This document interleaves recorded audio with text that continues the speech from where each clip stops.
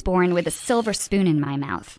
I guess I had a childhood that most people can only dream about. We lived in a mansion with sweeping staircases, an indoor and outdoor pool, a tennis court, and a lovely big garden where my mom used to throw her lavish parties. I remember having a huge dollhouse, and I got a pony for my first birthday. My parents bred and trained the fastest racehorses in the country. So that's how I spent my childhood, along with thoroughbreds and all the toys that money could buy. It was a great time. I was an only child, but I wasn't lonely. With a house full of maids and nannies everywhere, I had all the company I needed. My dad, my mom, and my Aunt Jenny were there always ready to play with me. Aunt Jenny was my mom's sister. She was married to Uncle Jimmy, but I rarely saw him. My birthday parties were amazing. We had a real circus in the garden for my 7th birthday, complete with jugglers, lions, and acrobats. When I turned 8, my dad rented the whole theme park for me and my classmates. All the princesses were there to sing my happy birthday song. It was so magical. When it got too hot in the summer, my family and I got on my dad's private jet and headed off to the slopes where I learned to ski. Then it was off to Paris and Milan to buy my lovely dresses and handmade shoes. One shop even made my own personalized perfume. It was called Princess Grace, and it was named after me. Princess Grace, that's what everybody called me. I guess I was kind of a princess, the heir to an empire. If you click the like and subscribe buttons, you'll turn into a real-life princess too. Don't forget to leave a comment below. One day, just after I turned 13, my parents decided to visit a ranch abroad to look at some horses. I wanted to come along, but it was a busy time in school. Don't worry, my mom told me the night before they left. Aunt Jenny will stay with you the whole time. It was a good thing that she was there. 2 days after my parents left, we got a chilling phone call. My parents were ambushed on the way to the ranch. They were being held for ransom. My life that was so peaceful and pleasant was suddenly full of fear. I saw more and more of Uncle Jimmy as he talked to the police. Finally, he decided to give in to the ransom demands. We had to sell our entire ranch and our house too. I have decided to give in to their demands so I can save the lives of your parents, he said. I told Uncle Jim to give the kidnappers anything they wanted. I wanted my parents to be safe, and I wanted them back home. Be strong, princess, Aunt Jenny said while hugging me tight. But the news got worse and worse. After selling everything, I heard the most terrible news. The kidnappers got the ransom they wanted, but my parents never came home. I never saw them again. I was devastated. I couldn't believe what was happening. I clung to Aunt Jenny and we both sobbed. Uncle Jimmy looked stressed and angry. I felt like I was living in a nightmare. I was trapped in a torture chamber in my brain that was still trying to grasp the fact that my parents were dead. When I finally woke up from my nightmare, I was already 14 years old and living in Aunt Jenny's house. But the Aunt Jenny that I knew had changed too. She was always so chatty and happy before my parents died. Now, she was always quiet. I could tell that she was scared a lot, more often than not when Uncle Jimmy was home. One day, I understood why. The reason why Aunt Jenny was always over at our house back then was because Uncle Jimmy had a terrible temper. He used to hit Aunt Jenny, so she ran to my mom. Now, there was no escaping Uncle Jimmy. There was no escape for her. There was no escape even for me. One day, Uncle Jimmy got home drunk. Even before saying anything, he swung his arm and hit Aunt Jenny in the face. He threw her against the wall and started screaming. Now we have this brat to feed? She's not worth anything anymore. Aunt Jenny was shaking. I was shaking too. When Uncle Jimmy turned around to get another drink from the cupboard, he turned to me and whispered, "Run, princess, run away." I didn't know what else to do. How could I leave? Where could I go? I ran back to my room. While packing up some loose change, I heard Aunt Jenny screaming in the kitchen. Then there was silence. The silence was more terrible than anything I have ever heard. I heard Uncle Jimmy stomping to my room. My only option was to jump out of the window. So I ran away. I was scared for myself, but I was also scared for Aunt Jenny. I walked to the bus station and took the first bus out of there. When I got off again, it was in a whole new and unfamiliar place. I realized that I had no idea what to do next. "Hey, miss," someone cried out to me in the street. "Do you want to share my cardboard bed tonight?"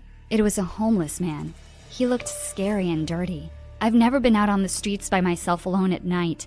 "Leave that kid alone," someone else cried. "Are you lost, kid? Do you need help to go back home?" I shook my head and I ran as fast as I could.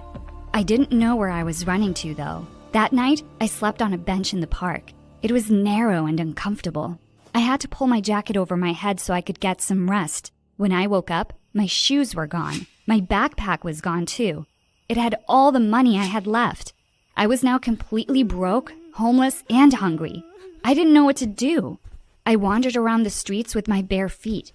Only after a few steps, I stepped on something sharp and I cried out. My foot was bleeding. "Hey!" cried the same voice I heard the night before. I turned to look. It was a girl who looked barely older than me.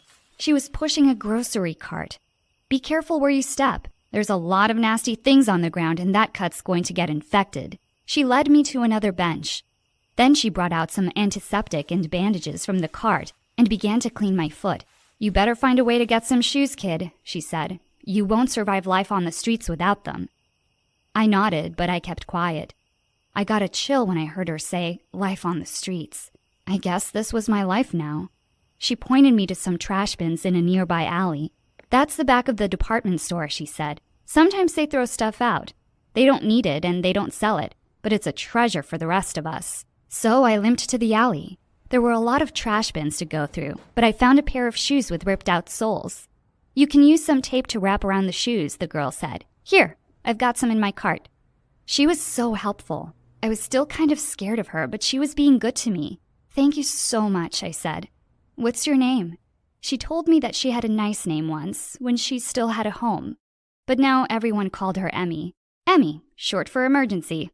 I make it a point to fill my cart with emergency things, just in case someone needs it. I guess you needed it now. "What's your name, kid?" I was about to open my mouth and say Princess Grace, but I wasn't a princess anymore. "My name is Grace," I whispered softly. Suddenly, Emmy laughed. "Grace isn't a tough enough name for a life on the street. There's no grace found here. You look like you just ran away from home. You've got to be stronger if you want to live here." So Emmy gave me another name, Athena. She told me that if I couldn't go back home, I'd have to be as brave as the great goddess of war. And it was war out there. We lived in alleyways and dumpsters. Emmy told me that a lot of people threw good food away. There was always something to eat from the trash if I got there before the rats did. I wanted to cry and scream. This place was filthy and disgusting. I wasn't going to eat someone else's leftover food. I wasn't going to fish out a half-eaten sandwich from the trash. Emmy must have seen the disgust on my face. She slapped me. "Stop acting like you're above it all. If you've got no place to go, then this is it for you. We all have to eat." I vowed to myself that I wasn't going to stoop that low. I wasn't an animal who had to fight for scraps of food. There's a shop in Milan that used to make my signature perfume, for crying out loud. But as the hours passed, I got hungry. Nobody was coming to bring me a crunchy grilled sandwich and a soup on a silver platter. The only silver in my life was a trash bin now. So before the sun set that day, I found myself ankle-deep in filth, desperately looking for anything to eat in the trash cans behind a diner. I got to a half-full takeaway box just in time. The busboy of the restaurant came out and shooed me away. I managed to eat all the food without gagging. I was so hungry. By now, I was pretty filthy too. And to make things worse, it started to rain. There were no dry benches for me to sleep on that night, so I kept on walking until I saw Emmy's cart again. I spied a raincoat tucked into the very bottom.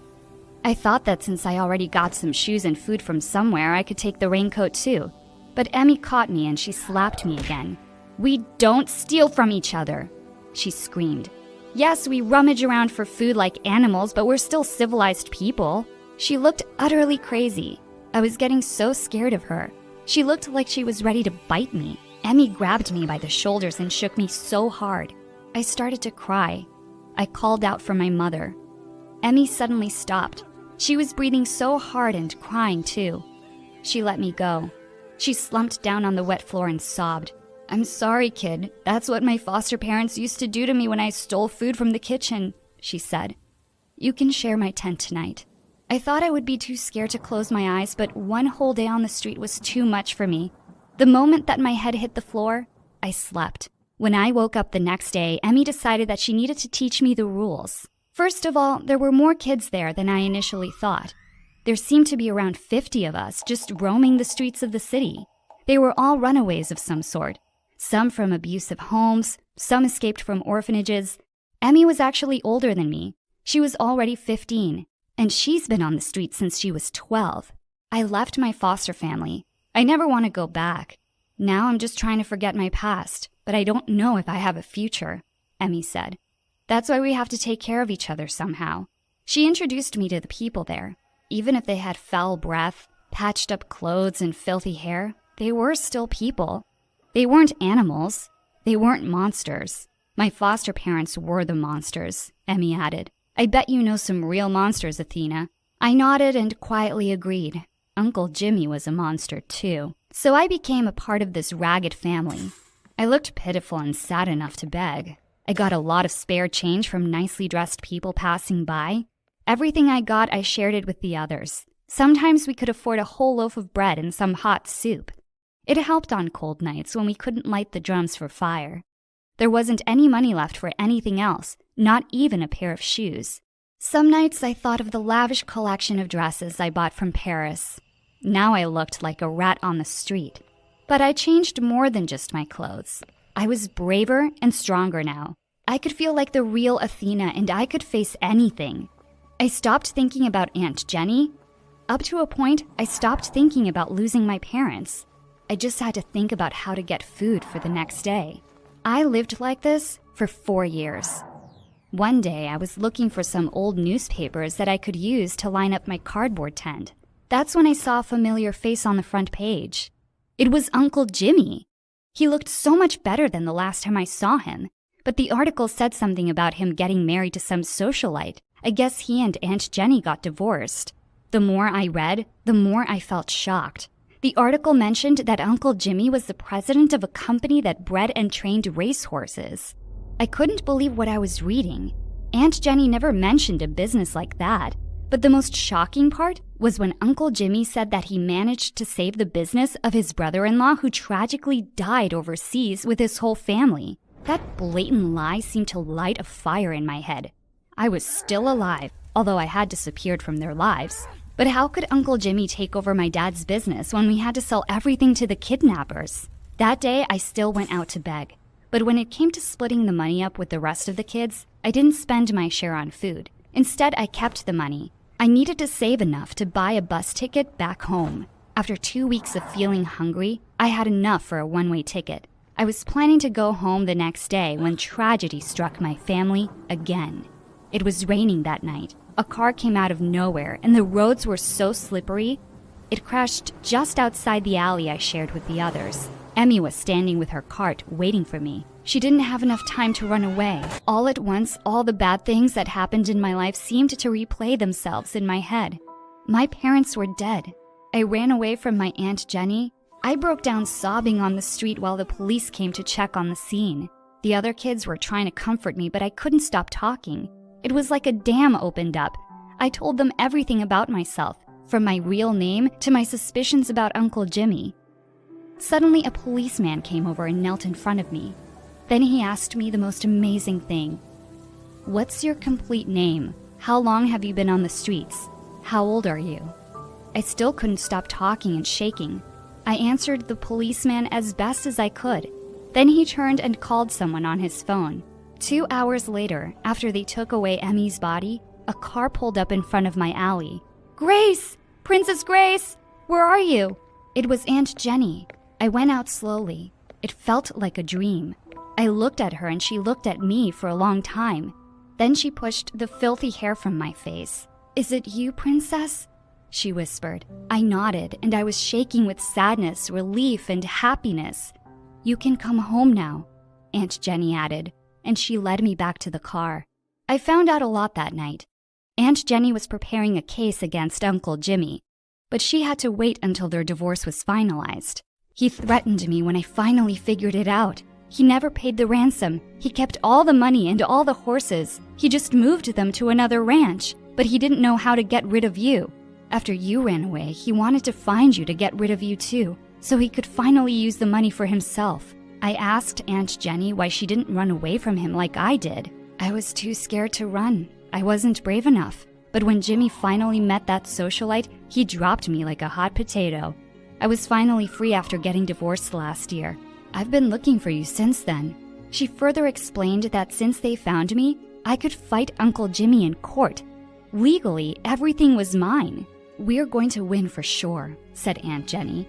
And you can get your life back. I guess she was thinking that we could move back to another mansion, having a luxurious lifestyle.